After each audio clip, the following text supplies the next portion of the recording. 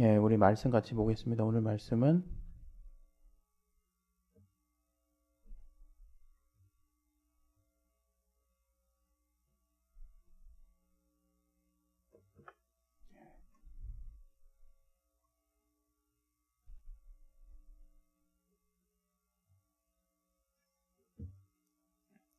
예레미야 29장 11절부터 13절까지.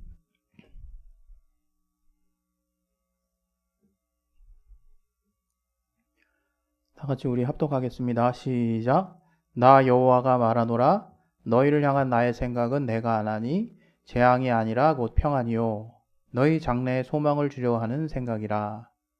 너희는 내게 부르짖으며 와서 내게 기도하면 내가 너희를 들을 것이요 너희가 전심으로 나를 찾고 찾으면 나를 만나리라. 아멘. 예, 오늘 또 이 말씀을 통해서 하나님이 우리에게 깨닫게 하시는 귀한 은혜 우리가 체험할 수 있도록 도와달라고, 우리 또 각자 자신의 어떤 삶의 부분을 놓고 마음을 또 열어달라고 우리 기도하겠습니다. 하나님 아버지, 우리의 마음을 열어주시고 도와주시옵소서. 우리가 주님 앞에 나아갔을 때 우리의 마음을 평안케 하여 주시고 우리가 주님의 말씀에 또 붙들릴 수 있게 도와주시옵소서. 우리를 또 성령으로 역사하여 주시고 도와주시옵소서. 하나님 함께 하시는 귀한 은혜를 따라 주님 앞에 나아갈 수 있기를 원합니다. 성령으로 충만하게 역사하시고 도와주시옵소서. 예수 이름으로 기도했습니다. 아멘. 예. 우리 하나님은 신실하신 분이십니다. 우리 하나님이 자신의 독생자를 우리에게 주셨다라고 성경에 나타나 있는 것은 그냥 심정적으로 우리가 딱 알 수 있는 대목이죠. 우리 중에 부모가 없이 이렇게 태어난 사람은 없죠. 그리고 또 일부는 부모가 되셔가지고 자녀를 또 낳아 보셨을 것이고, 분명한 것은 부모에게 있어서 자녀는 정말 거의 가장 이제 사랑할 수밖에 없는 그런 존재들입니다. 그래서 하나님께서도 자신의 독생, 하나밖에 없는 독생하신 홀로 외아들이라는 얘기죠. 독생하신 아들을 우리에게 주셨다는 것은 말로 표현할 수 없는 거예요. 뭐 왜 주셨냐, 그게 뭐 그렇게 주신 게 하나님이 삼위가 한 분이시지 않냐, 여러 가지 논리나 여러 가지 신학적인 어떤 차원에서 들어간다 한들, 그냥 이 문구 하나, 하나님이 자신의 독생자를 우리를 위해서 내어 주셨다라고 하는 거, 그것은 변치 않는 사실이고 거기에 사실은 모든 게 다 들어있는 거죠. 뭐가 들어있습니까? 하나님은 정말 신실하신 분이라는 거예요. 자신을 다 내어주시기까지 우리를 사랑하신 분이다. 말로만이 아니라 실제로 그 아들을 내어주심으로 우리에게 그분의 사랑을 구체적으로 이제 나타내셨다는 겁니다.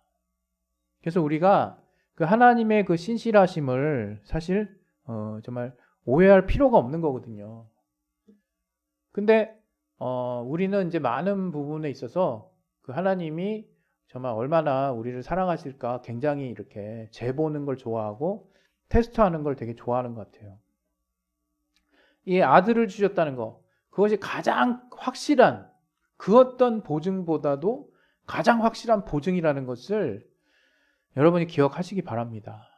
너무 우리가 기독교 안에서 핵심 교리, 핵심 가치, 핵심 이제 진리에 속한 내용이다 보니까 너무 자주 듣고 너무 익숙하다 보니까 하나님이 그 아들 예수를 보내시고 그 아들 예수를 정말 우리에게 정말 보내주셨다. 또 아들은 또 아버지의 말씀을 전적으로 순종하시고 또 우리를 위해서 자신을 다 내어주셨다. 이런 말씀들을 쉽게 우리가 감흥을 얻지 못할 뿐만 아니라 잘 와닿지도 않는 그런 참 아이러니한 상황에 이제 놓일 때도 있죠. 죄송합니다. 제가 좀 목 좀 가누겠습니다.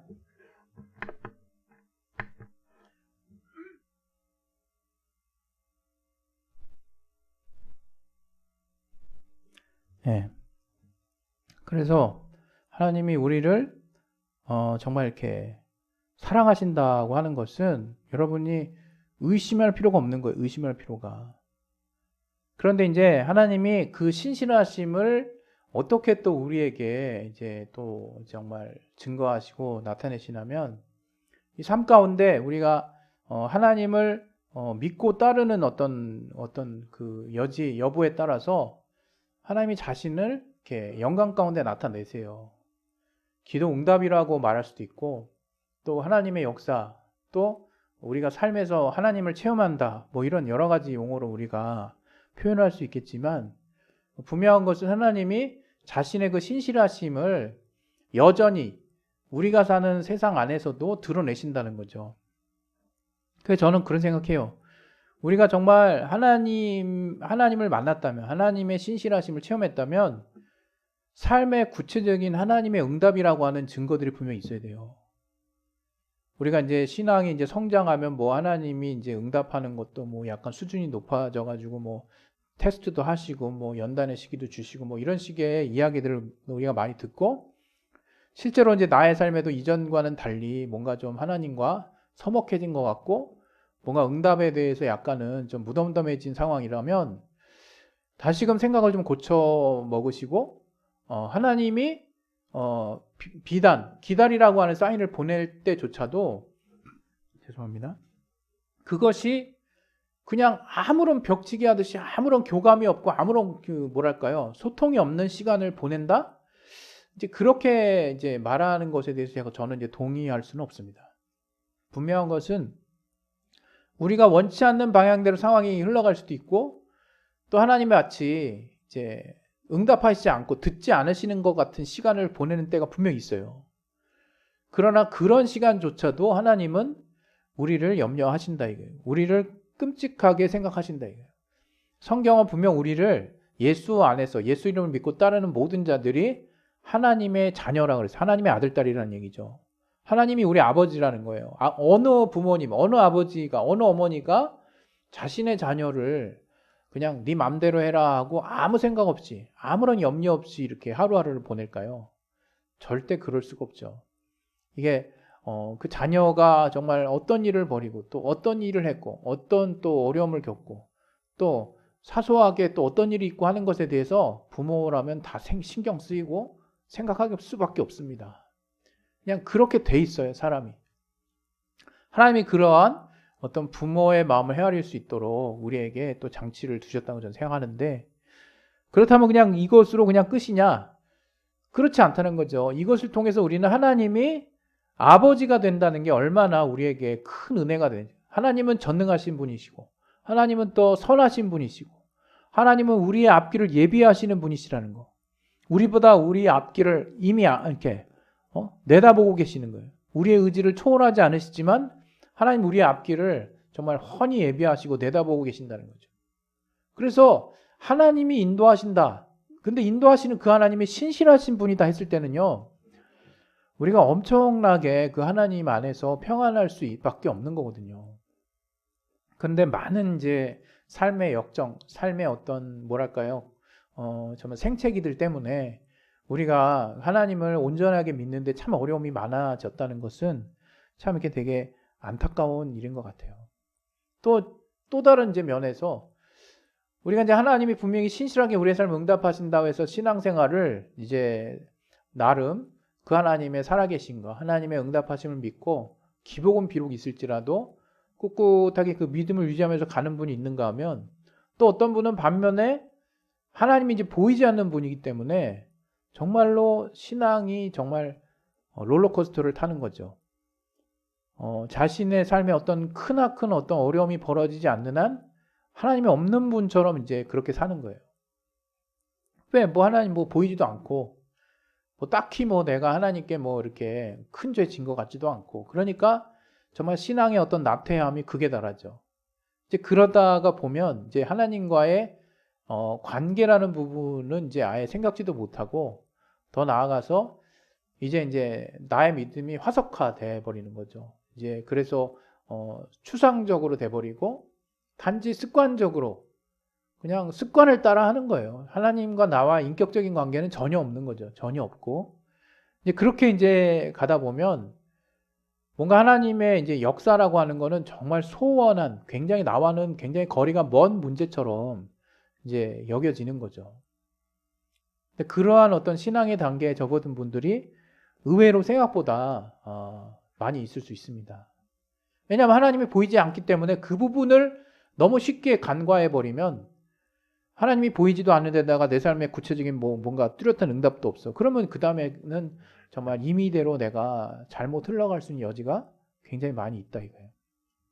그러나 여러분, 하나님은 그런 분은 아닙니다. 하나님 눈에 보이지 않는다고 해서 정말 그분이 뭐 역사하지 않으시는 것도 아니고 뭐 살아서 계속 우리와 함께 하심으로 막 우리의 어떤 앞날을 예비해 가시는 분이라는 것을 한번 여러분 한번 믿어보세요. 만약에 제가 이런 말을 한다는 게 참 이렇게 우습지만 이 기독교인 중에서도 정말 하나님이 나의 길을 인도하신다라는 것 그 사실 하나도 제대로 믿기가 힘든 분들이 의외로 많이 있을 수 있어요. 그것은 체험의 어떤 부분인데 비단 어떤 이제 체험을 여러분 많이 못했다고 해서 그렇다고 해서 내가 믿음을 못 가지라는 법이 없거든요. 사실 우리의 믿음의 성장은 내가 조금씩 믿어보면서 체험을 이렇게 하게 되면서 점점 믿음이 커가는 거기 때문에 믿음이 먼저고 그 다음에 체험입니다.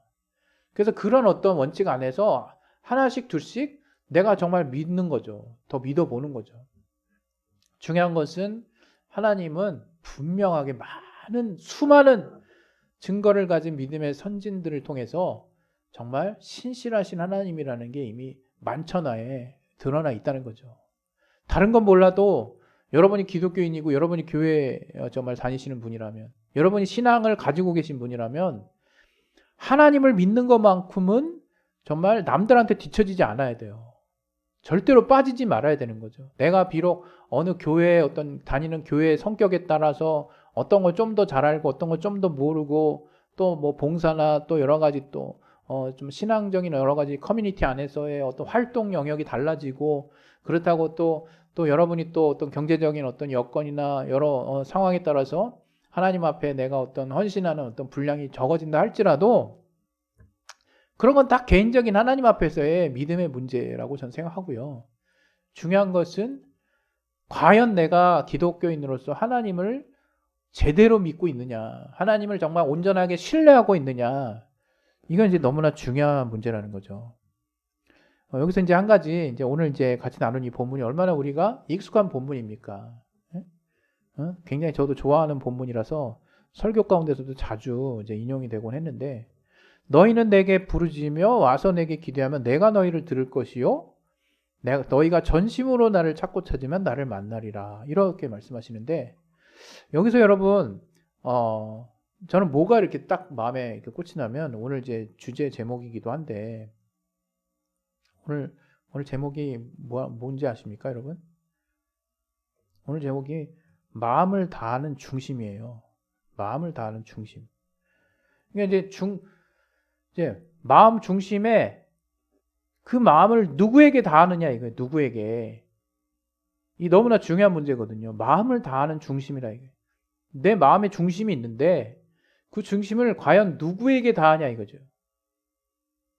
근데 오늘 이 본문은 바로 하나님께 다하라는 거예요. 여기 이 본문 중에 전심으로 나를 찾고 찾으면 이 말씀 있잖아요. 13절에 그 전심이라는 말이 콜레바브라는 그 콜이라는 게 전체로 이런 뜻이래요. 레바브는 이제 마음이라는 뜻인데 의지, 마음 이런 뜻인데 전체의 마음을 다하는 거예요.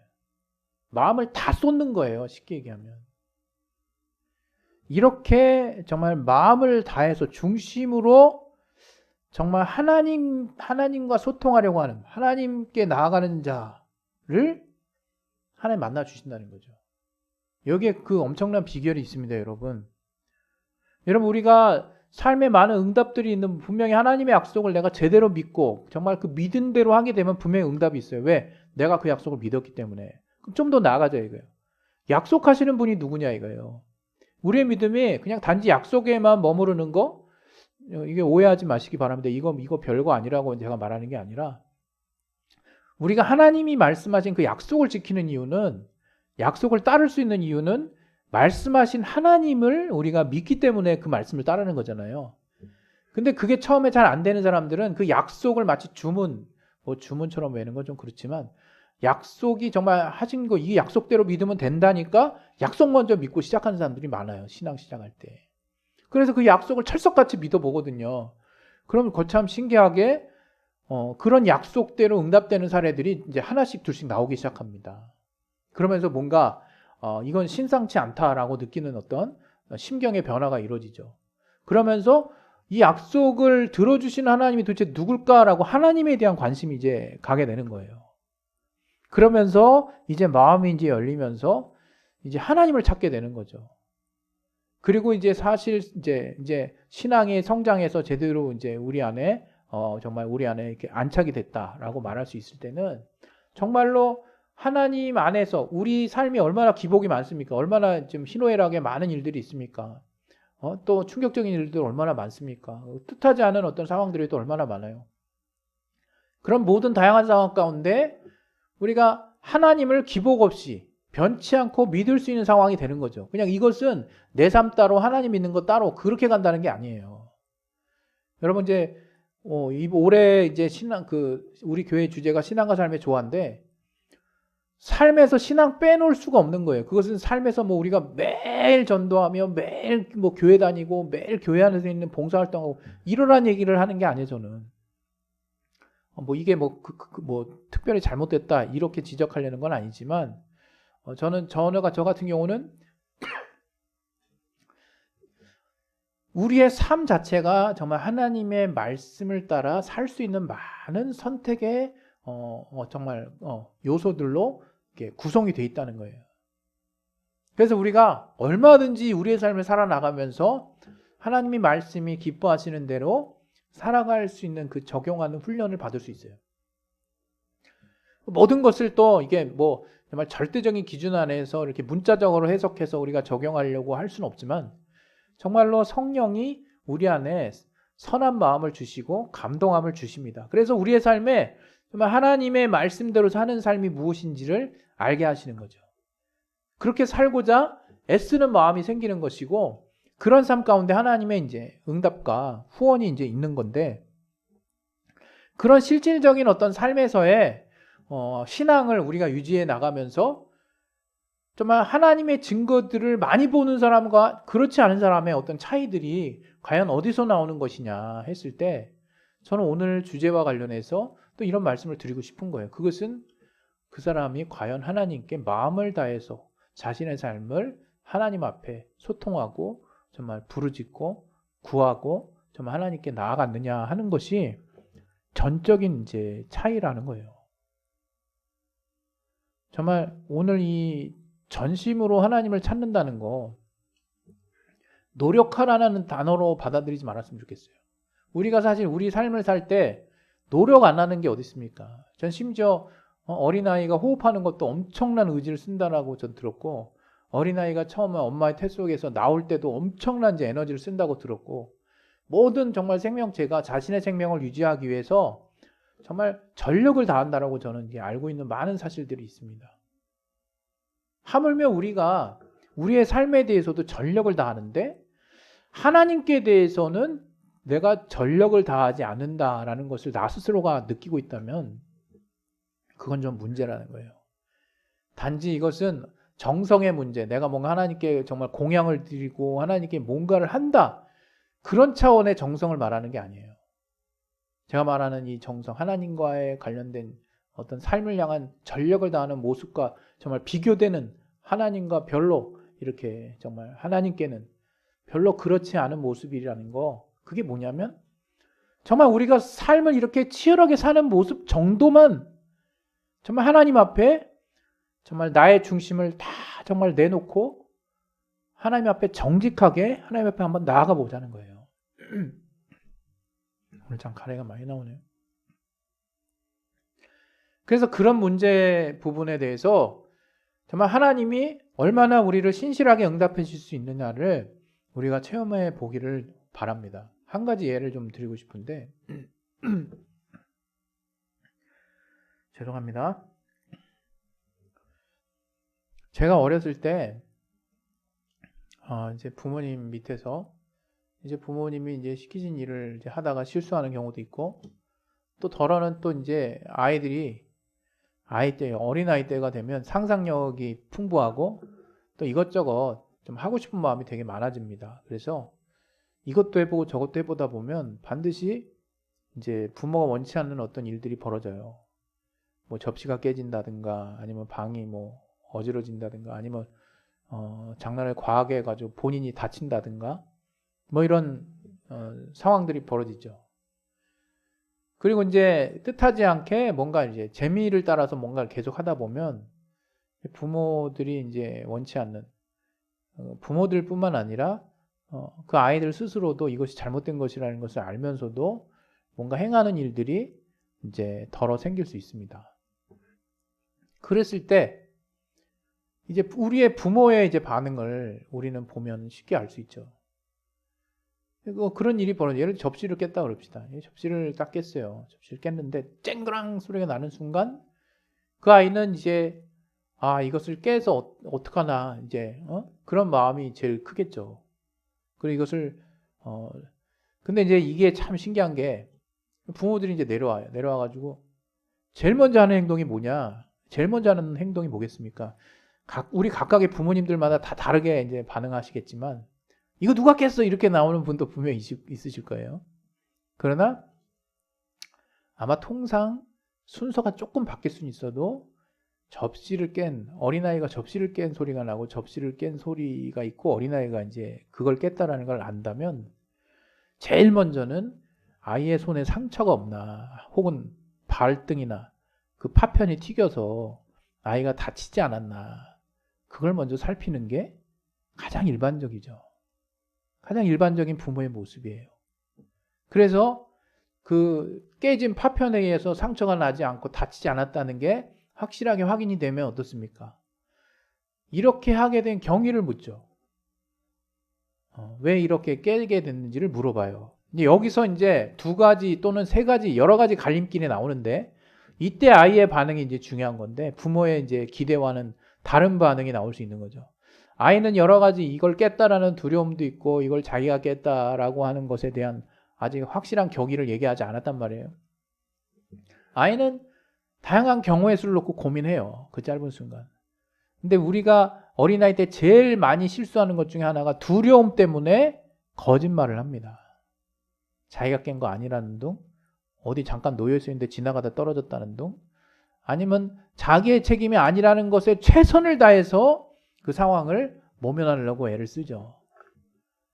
근데 이제 부모가 볼 때는 이제 너무나 명백한 어떤 증거들을, 아이들이 보지 못하는 증거들을 이제 본 것들이 있다고 합시다.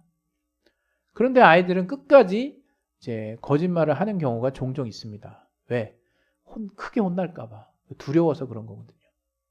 그러면 이제 부모들은 이제 본인들이 기대하지 않은 어떤 결과들을 봤기 때문에 일부는 또 혼내시는 분도 계시고 또 일부는 끝까지 또 기다리시는 분도 계십니다.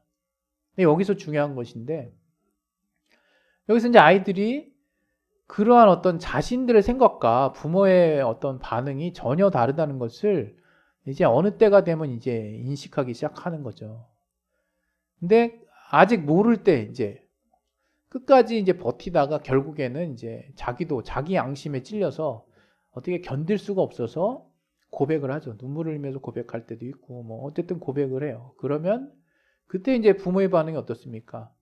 물론 일부는 또 그에 상응한 어떤 처벌이나 대가를 치르게 합니다. 뭐 접시를 다 치우라는 둥, 뭐 아니면 접시값을 네가 뭐 알바로 뭐 떼우라는 둥, 아주 극단적인 어떤 가혹한 부모들도 있을 거예요. 아이의 양육 훈육 차원에서.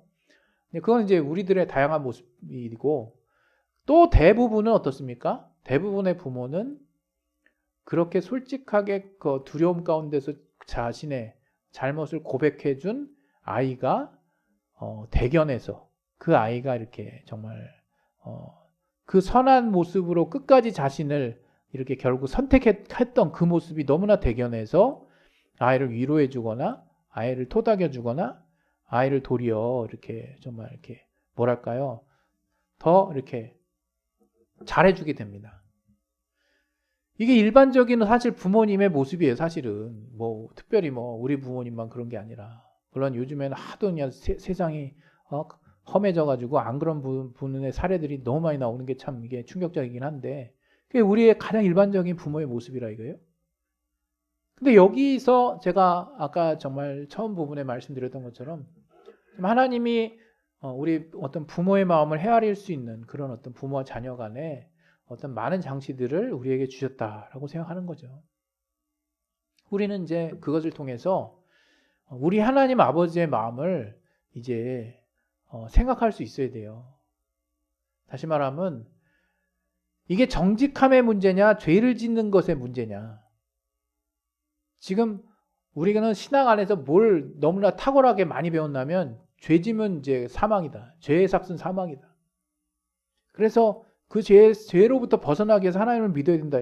이게 맞는 말인데, 이게 참 어떤 면에서 어떻게 이게 또 뉘앙스가 되냐면, 그 처절함에서 우리를 살려주신 하나님께 너무 감사하긴 한데, 뭔가 그 뭐랄까요, 그 다음 단계로 넘어갈 수가 없는 한계에 딱 봉착하는 경우가 많아요. 왜냐하면 죽을 수밖에 없는 죄인인데 하나님 살려주셨다는, 정말 우리 목숨을 살려주신 하나님에 대해서 우리가 정말 큰 은혜를 가지고 사는 게 우리의 삶의 신앙의 동력이 맞지만, 이제 우린 여기서 정말 이것을 근간으로 발딛고 일어서서 더 나아가야 하는 관계가 아버지와 자녀의 관계거든요. 아버지와 자녀의 관계. 이것은 두려움 가지고 맺어질 수 있는 관계가 아니에요. 죄 문제 가지고 맺어질 수 있는 관계가 아니에요. 물론 자녀가 돼가지고 또 죄를 완전히 안 짓는 자가 되었다? 그렇게 말하진 않죠. 그러나 이제 더 이상 죄의 문제가 아버지와 나의 관계를 정말 속박하거나 변질시키지 않는다는 거예요. 이게 너무 굉장히 중요한 가치인데, 그래서 우리가 이제 하나님 앞에 내가 죄의 문제를 가지고 다가갈 것이냐, 정말 정직함으로 다가갈 것이냐, 이게 완전히 컨텐츠도 다르고 분류도 달라 보이는데, 이 두 가지를 항상 생각하셔야 된다는 거예요. 여러분이 하나님께 나아갈 때 나는 과연 내가 죄의 여부와 상관없이 정직함으로 늘 하나님께 나아가려고 하는 자인지, 아니면 내가 죄지며 완전 두려움과 고통 속에서 또 죄를 내가 덜 지은 날은 뭔가 좀 자유한 마음으로, 꼭 이렇게 두 가지 갈린 마음은 아닐지라도 죄의 기준으로 내가 하나님과 항상 이렇게 정말 이렇게 뭐랄까요, 관계를 맺었었는지 생각을 해보시라 이거예요, 여러분. 오늘 이 본문에 나온 전심으로 하나님께 나아가기 위한 전제 조건은 물론 정말 죄의 문제가 해결이 돼야 돼요. 그런데 감사하게도 지금 우리의 상태가 어떠냐, 아들 예수의 십자가 보혈의 은혜를 통해서 이제 죄의 문제, 하나님과의 막힌담이 근본적으로 허물어졌어요. 그리고 우리가 예수를 믿고 의지함으로 자녀가 됐다 이거예요. 그리고 이제 자녀가 됐기 때문에 이제는 하나님과 깊은 소통, 하나님과의 만남, 또 하나님의 좀 정말 기도의 신실한 응답, 그런 모든 권리와 자격, 모든 것들을 이제 후사로, 아버지의 것을 후사로 다 받은 자가 된 거죠. 이제 우리와 하나님과의 관계는 마음의 중심을 다하는 관계가 돼야 되는 거예요. 이것이 노력하자는 게 아니에요. 뭔가 충성스러운 종으로서 하나님께 정말 충성을 다하자, 이런 걸 말씀드리는 게 아니에요. 이제 하나님과 내가 마음을 다하는 데 있어서 걸리는 게 없다는 거예요. 죄의 문제 걸리는 게 없다는 거예요. 심지어 내가 자범죄로서 육신의 한계가 있기 때문에 여전히 죄가 나를 떠나지는 않습니다. 그럼 그 죄의 문제를 가지고도 나는 여전히 하나님 앞에 중심으로 마음을 다해서 정직함으로 하나님께 나를 다 드러내고 내가 하나님 앞에 전심으로 나아갈 수 있는 그런 상태가 돼 있다는 것이 바로 저와 여러분의 지금 상태, 여러분의 신분이라는 거예요. 오늘 제가 설교 주제 뭐라고 정했습니까? 다시 한번 우리 화면 보세요. 마음을 다하는 중심. 과연 여러분 하나님 앞에 마음을 다하는 중심을 보여드릴 수 있습니까? 그거는 열심히 하라는 게 아니에요. 여러분 뭔가 으쌰으쌰 그리고 충성해야지, 임금과 신하 주종관계 마냥, 그게 아니라 자녀로서 이제 더 이상 죄의 문제에 걸리지 말고 그 죄 짓지 말고 그런 의미로만 받아들이시는데 우리가 어떻게 살면서 죄를 안 질 수 있겠습니까? 죄를 막지라는 얘기도 아니지만 육신을 가진 이상 죄를 초월할 수는 없어요. 그 죄의 문제를 완전히 이렇게 또 이렇게 나몰라라 하라는 것도 아니에요. 우리는 열심히 죄와 싸워야겠지만 더 이상 이 죄의 문제가 하나님과 다가가는 데 있어서의 걸림이 되어서는 안 된다는 거죠. 죄를 안 짓는 것도 중요하지만 설령 내가 죄로 인한 또 걸림이 있다 할지라도 죄의 문제보다 중심으로 정직하게 하나님께 나아가는 부분은 항상 앞장서야 된다는 거예요. 항상. 이 마음을 다하는 중심이 여러분에게 항상 하나님과의 관계에 있어서 살아있을 때 여러분은 하나님의 선한 응답들을 이전보다 획기적으로 자주 또 완전히 차원이 다르게 응답을 받고 완전히 다르게 체험하게 될 것입니다.